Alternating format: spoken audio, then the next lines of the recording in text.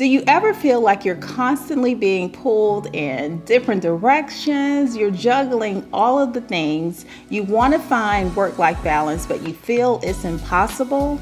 Well, in today's video, I'm going to share with you some tips around finding alignment and creating work-life balance that works for you. Hello, friends, and welcome back to the channel. If you're new here, I'm Shawon, and my mission is to help women entrepreneurs build a brand and business they love so they can amplify their impact and increase their bottom line. Here on the channel, I share business tips, and I also take you behind the scenes of my life and business as an entrepreneur. If you haven't already, give this video a thumbs up, subscribe to the channel, and let's dive into today's video. I know exactly how tough it can be to find work-life balance. Most of us are moms, we are wives, we have friends, we have families, we are small business owners, we're juggling everything and so many things that require our time and attention. And finding a place where you feel aligned in every way and in all of the things of your life, sometimes it can be hard to find that balance.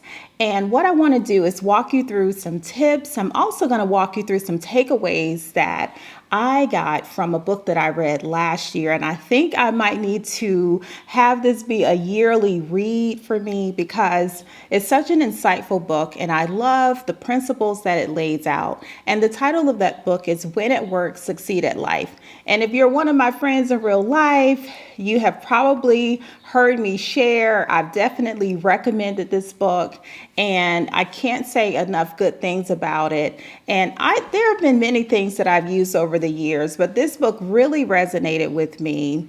And I feel like this has been a good time too for me to go back and take a look at some of the principles in it, because we can have those spaces and those times where we get weary and we get jaded, right?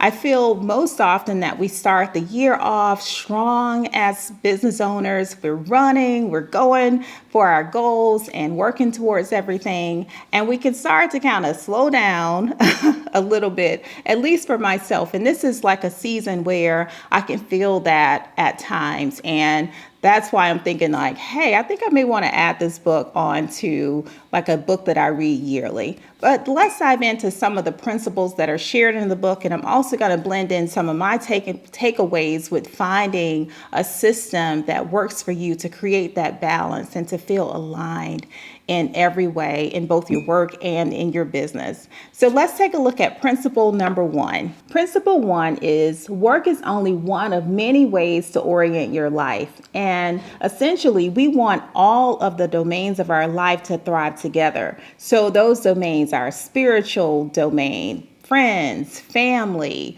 our health, our finances, our businesses. We have many domains and we want them all to thrive together.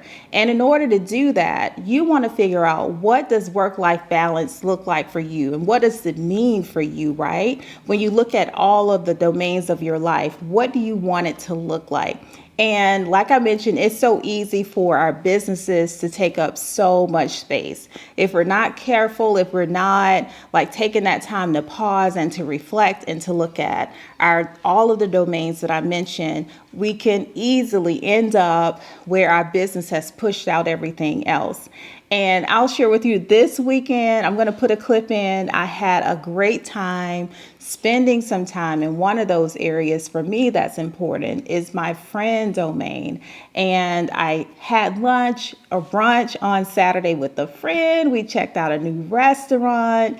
We caught up, like the time passed away so fast, but it was just so good to have that or feel that balance and that alignment that, yay, I had a good work week, but I also had some time that I was able to spend with a friend. So think about, what does work-life balance, or what do you want it to look like for you? How do you want to feel, right? So that was principle number one. Principle number two is to put constraints in place to foster both creativity and productivity. My key takeaway from this principle was basically to set boundaries for yourself and to stick to them. Boundaries are a good thing to have in place. They shouldn't be viewed as negative or as roadblocks. They actually free us up and they make space for the other things in our life. So I would say a simple boundary that you might want to consider setting is, what time am I going to start and end my workday? This will definitely free you up. And believe me, when you say what time you're starting and what time you're ending, you're going to get everything accomplished within that window of time that you're giving yourself. So think about what ways that you can set some boundaries in your life to create and foster that productivity and creativity as well.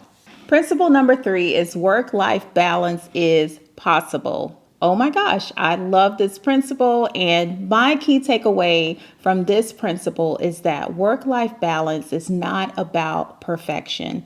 We're going to have those seasons that we go through that are busier than others, where our hours are longer. We're small business owners. I get it. We're juggling everything. And we do have those seasons, like I mentioned, that call for us to have longer hours and to put in that extra time, right? And those seasons don't last forever. I believe that the key thing to remember here is to give yourself grace when you do have those seasons. Talk to your family, talk to your friends, let them know what's going on in your business that might be causing you to maybe not spend as much time with them. So just take a moment, give yourself some grace when you're going through those seasons, and remember that it's not about perfection and that it is possible.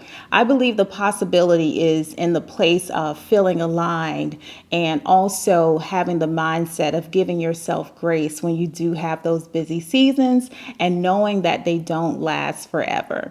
Principle number 4 is the power in non-achievement. And my key takeaway from this principle is to make space for hobbies outside of work. Now, if you're like me, you love what you get to do. I love my clients. I love working in the studio. I love coaching. I love everything about what I get to do. And sometimes I have definitely been guilty of saying, it doesn't feel like work. This is fun. I love it. But essentially, friends, and I'm talking to myself too, we have to make space for hobbies. We have to have other things that we're doing outside of work. And also, I get it. We set big goals. We are out to accomplish our goals, to crush them. We want to make impact. I get that. I get it. I get it. I'm right there with you. But we also want to make space for hobbies. And my family, my kids especially, I know a couple of them might be watching, and I hear you. I am working on getting some more hobbies. My favorite hobby, which I don't get to do year round, is gardening. And this is my time of the year. I am loving it.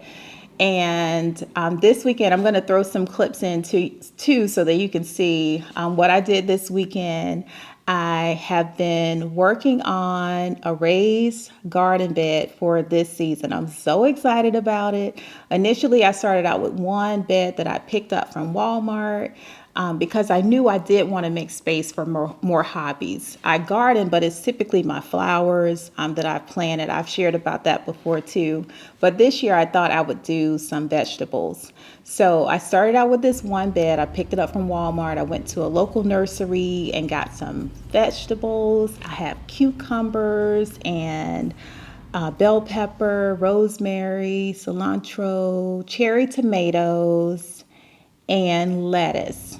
I think I may have one or two other things, but those are the ones that are coming to mind right now. But you'll see too in the video clip that I'm putting into all of the things that I've planted. So I started out with this one. I had to go back and get a second one because I didn't realize that I'm buying these containers of vegetables at the nursery, and they have, they're like four plants in one container or 6. So I'm thinking, oh my gosh, I didn't think about the space that's needed in between each thing that I'm planting. So I'm hoping that, and even though this is, power in non-achievement, this is not a goal. It's something that I'm doing that I'm enjoying. I'm not trying to feed the neighborhood. Of course, I would definitely share the yields, but this is definitely something that I'm doing for fun and to give me a hobby outside of work.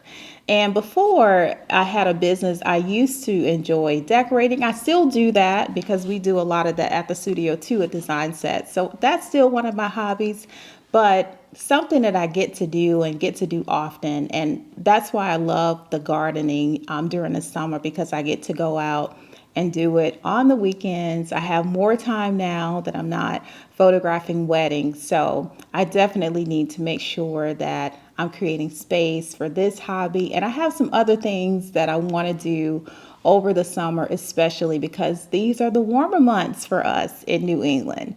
But friends, my goal here, or my desire, and that I have for myself and that I have for you too, is to make space for hobbies outside of your work, outside of your business. Principle number 5 is rest. I know it's not always easy to carve out time for self-care, especially depending on what season of life you might be walking through. You might have little babies at home. You might be taking care of aging parents. There are so many other things that take up our time, right?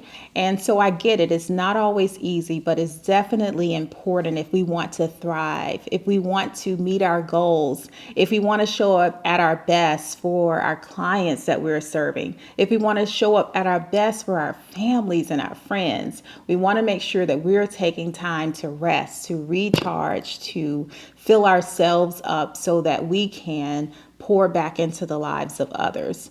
So my friends, I'm going to encourage you to make sure that you're taking time for rest, getting some sleep at night. Maybe that's taking a nap during the day. Maybe that's carving out some white space on your calendar each month to rest and to recharge, especially during those busy weeks and busy seasons that we all go through. Work-life balance can feel impossible, but I believe it is possible.